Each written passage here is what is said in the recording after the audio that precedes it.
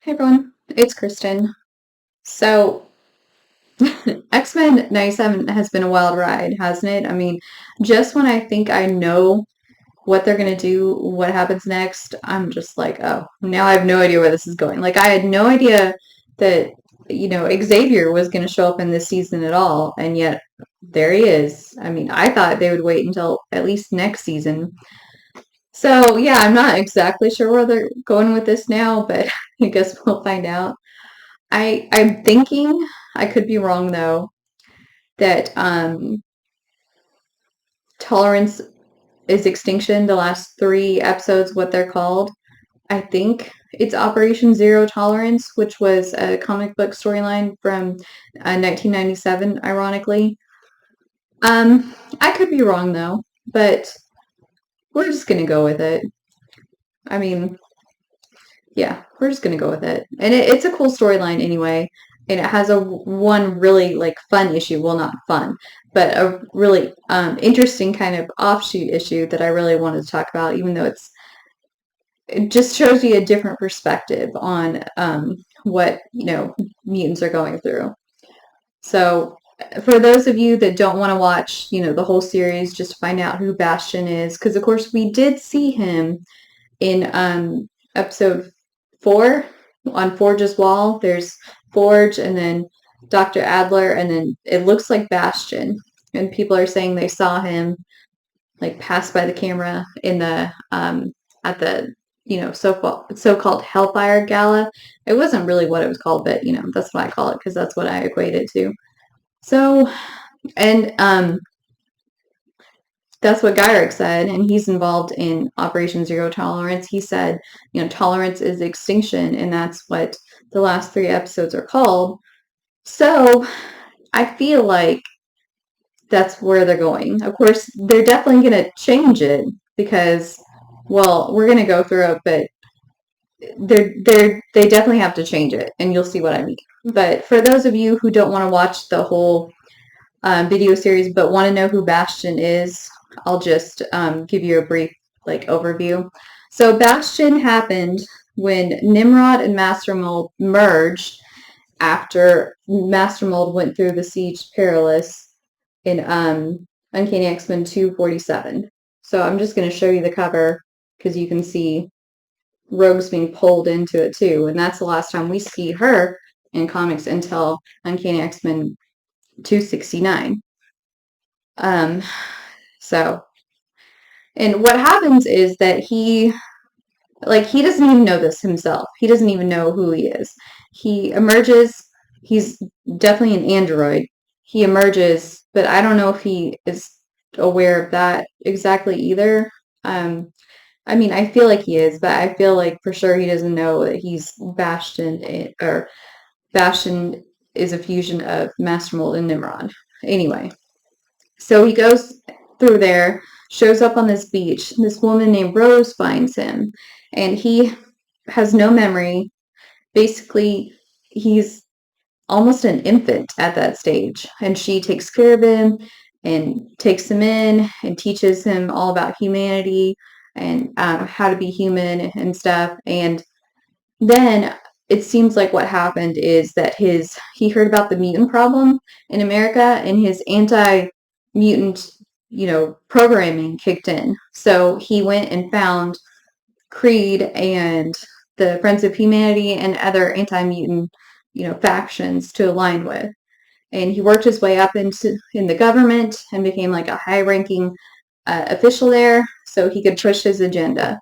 So that's basically who he is. And like I said, he doesn't know that that's who he is exactly, and he doesn't learn that until later. So he doesn't learn this until, this, in this series. Sorry. I feel like, I don't know exactly what direction they're going to take the comic book in or the show in. Like if he's going to know or if he's not going to know. I guess we'll find out. So it kind of starts in Uncanny X-Men 333.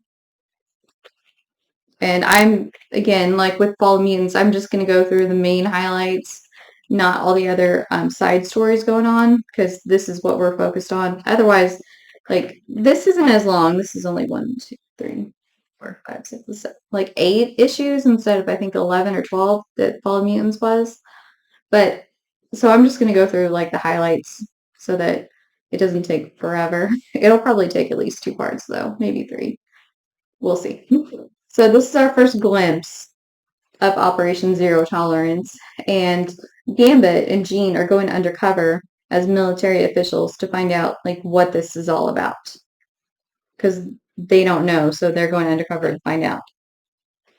And so they find that there's all these military leaders, world leaders, all in one place, and they're like, why would they all be in one place? And so Bastion, there he is, first introduced.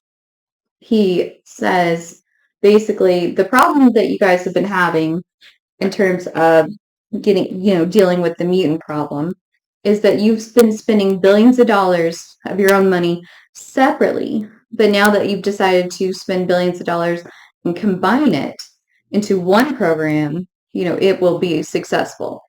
So it's a bunch of different countries that have contributed to Operation Zero Tolerance. And he lists the reasons why it's needed, but Gyrick's going to list them again too, so we'll go with when Gyrick says it. So, and Senator Robert Kelly is trying to warn Cyclops that something bad is coming, something big is coming. Like it's really bad. Like he's not exactly sure what it is, but he knows it's bad. And so Jean tries to scan Bastion's mind, and she can't. And Bastion, he finds them out. Like, he knows that Jean and Gambit are mutants. So he fires on them. Jean tries to use her powers against him, and she can't. You can see her straining. And so they basically get out of there as soon as they can, because they're surrounded, and Jean can't use her powers on Bastion, and they don't know what that means. They don't know why that is. So that's just like kind of the lead up. And then in X-Men 65 is when it really starts. And so these are Prime Sentinels. And it says it's open season on X-Men. Right. So we open with Cannonball supposedly attacking an aircraft. And this reporter says, I'm Roger Kern sitting in for Trish Tilby, who we saw in X-Men 97, and she's actually in space with Beast and the other X-Men to help the Shi'ar with their phalanx problem. I believe that's what they're doing. So anyway, he says, the images you see may be disturbing. To help it make sense, I'm here with Peter Henry Gyrick, member of the National Security Association.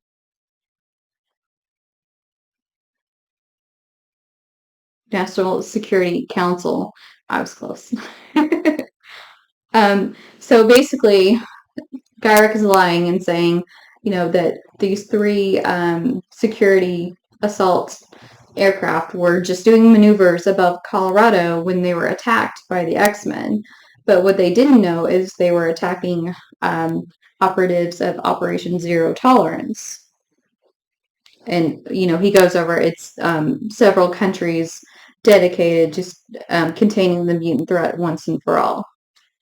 And the reporter says, he's like, wait, are you telling me that the U.S. government is allowing a paramilitary installation to operate on U.S. soil and fire on American citizens? And Gyrick says, well, how do we even know that they're American citizens? We know nothing about them. We just know that they're outlaws, that they're terrorists. And so he said, basically, this Operation Zero Tolerance is needed because, and then he goes on to say, because of what happened with the Onslaught. Onslaught killed, 34 American citizens. He's talking about the Avengers and the Fantastic Four. Of course, they think that they're dead, but of course they're not dead. And then he goes on to say, and the legacy virus, which was transmitted from mutant to mutant, and now it's, passed on to humans. And then he also said, and the assassination of pro-human rights activist Graydon Creed on this eve of his election to president. So basically, people in the bar are cheering. They're like, it's about time that they do something about this. And this Japanese couple, they're not cheering because they've seen this before, when uh, during World War II, when all the Japanese were carted off to concentration camps and deemed a danger to, to humanity, basically. And they thought something like this would never happen. So Cannonball sees three shapes coming out of the ships, and he's like, if I didn't know better, I think that they were like sentinels. And these are like a new breed, new sophisticated, even more deadly breed of sentinels. We also see the mansion, and we see police outside of it.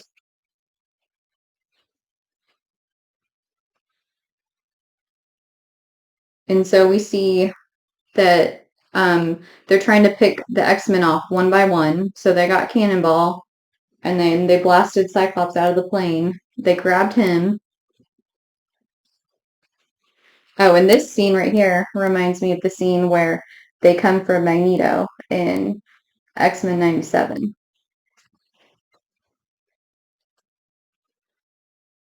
So then we have this hospital in the Bronx, and they're talking about the mutant problem. And Dr. Cecilia Reyes, they're like, well, what do you think about this? Because, of course, like before, people in the bar, they're excited that something's finally being done. And she said, a mutie is a mutie, and it's about time that something was done about it. It's about time that people stopped talking and started doing something about it.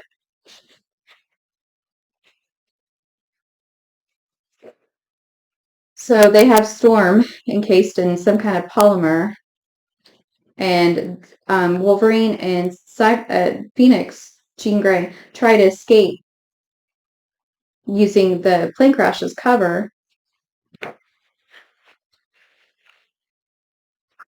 And then we see that Bastion has arrived at the mansion.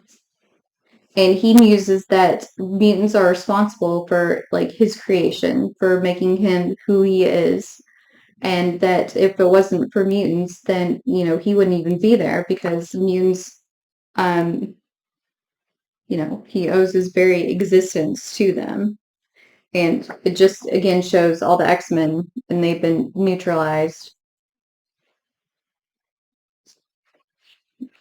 Storm, Cannonball, Cyclops, Jean Grey, Wolverine.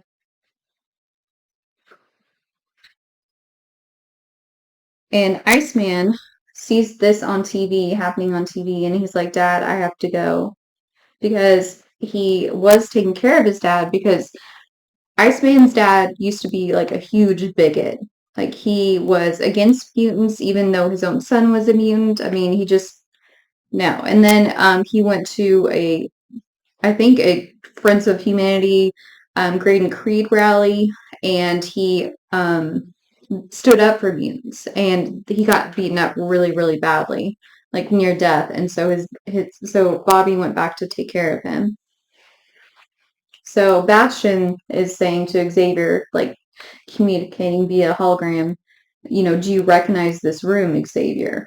Because Xavier is being held after Onslaught in the Hulkbuster base in New Mexico. And Xavier says, "Oh my gosh, the school! Like, how is that possible?" And Bastion's even in the war room, and Bastion talks to the computer, and the computer recognizes it as Xavier, and he opens all of his files, including the Xavier protocols, and they're encrypted. But Bastion says, "I got nothing but time." And he got the codes in the first place to get into the mansion and disable all the alarms and stuff and defenses through capturing and torturing Jubilee. So you can tell that Bastion is more than just human because, I mean, look at his glowing eyes. Like, what human has glowing eyes? And he's saying, your dream, Xavier, your goal, your crusade, it's over. So, and then this one, I mean, really, if you wanted to, you could skip this issue because it's not like super important, but I like it because it gives you a different perspective on the, Operation Zero Tolerance. So it's Uncanny X-Men 346, and it stars Spider-Man, which is kind of cool. So it opens with this Spider-Man fighting Hulk, and you see J. Jonah Jameson say, see this picture? This is last year's story. The story right now is mutants. We need to find out all we can about this story. Something doesn't seem right. It seems more like a witch hunt, a scapegoat, like they're violating civil liberties, civil rights. He tells, his reporters, find out what our government officials think. Why would they support this program? He says, find out where Storm and Cannonball are. Get a quote from the Thunderbolts because people think they're good guys at this point. See if anyone's home at the Avengers Mansion, which there's not one. And he said,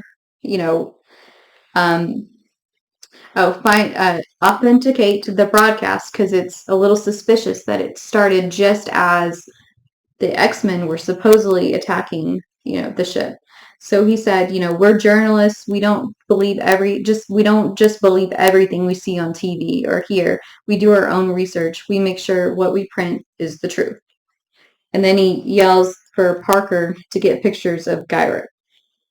Oh, and he also mentions that, something's fishy because he sent one of his reporters, Nick, to go find out what Creed's connection to Operation Zero Tolerance was, and Nick disappeared, like never to be seen from again. So he thinks that's highly suspicious too. So of course Spider-Man has seen the news and he's going to get pictures of Gyrick, but he knows the X-Men are innocent and he muses, them, they're first, but what happens if they decide to go after people like me too? And they kind of do with Civil War. You have to register. Anyone with powers or abilities has to register with the government. Otherwise, you're considered a criminal. So it's interesting that kind of there was like a little bit of the foreshadowing there. So he's following Gyrick, and yeah, he changes so that he can, use his webbing and stuff, get around better. And Gyrick's car is attacked. And so his bodyguards get out of the car in order to defend him. Spider-Man pulls him from the car, and it's Callisto and Marrow. Because, of course, they've seen on the news they don't like what's going on. So they're basically there to take Gyrick. So J. Jonah Jameson's following the story, and he gets a surprise visit from Bastion. And Bastion says, before you judge me, you need to see what's on this disc.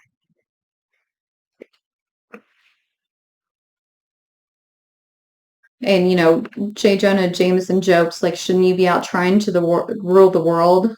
And Bastion says, I'm not trying to rule the world. I'm trying to save it.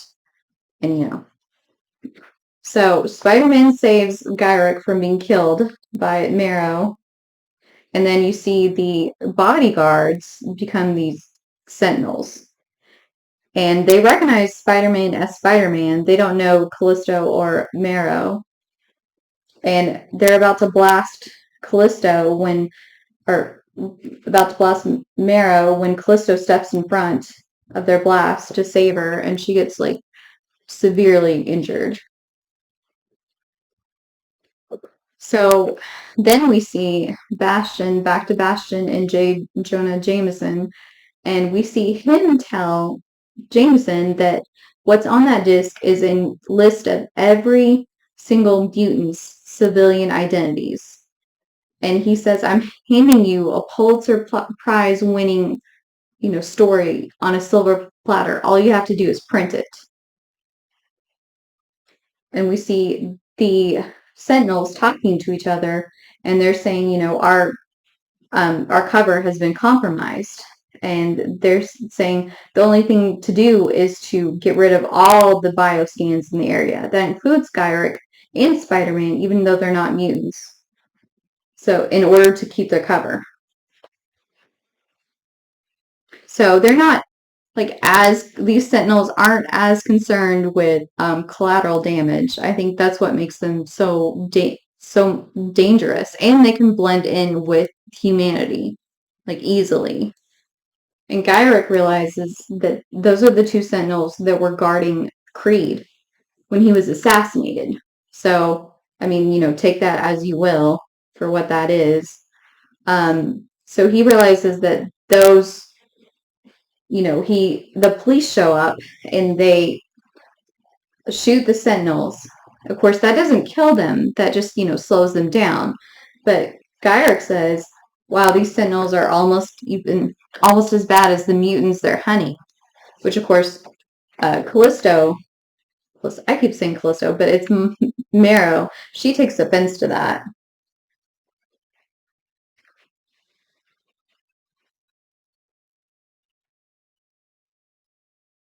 And of course, she goes after Gyrick again.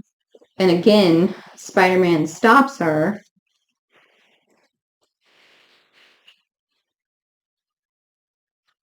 And so then we're back to J. Jonah Jameson and Bastion.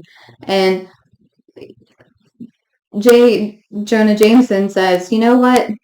There is a story here, but I think the story is on you. I've been looking into you for months, and look what I found. And he's like, nothing. There's nothing there. How is it that a high-ranking government official has nothing on them? No background, no nothing, no information on them, period. So I feel like you're the story.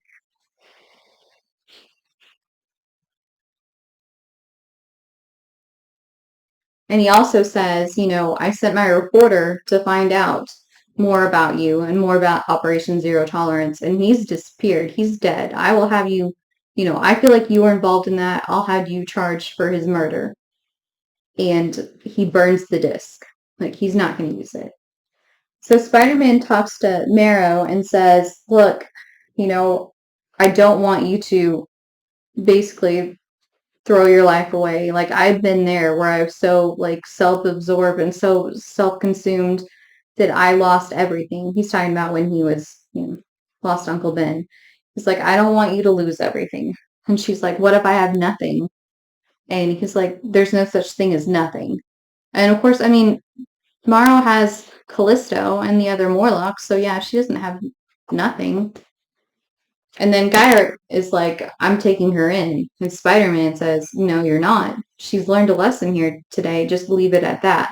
And he said, if she steps out of line again, then I will personally bring her in. And Robbie gets back and he's like, oh my gosh, a fire. What the heck is going on?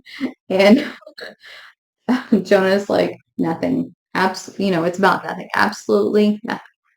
So I thought that was cool to have a, human perspective on Operation Zero Tolerance, because I mean, it just to show that even though it's about mutants and only basically mutants, other people still care about what's going on. Other people still feel like it's not right. So I hope you join me for the next video in this series. And until then, bye.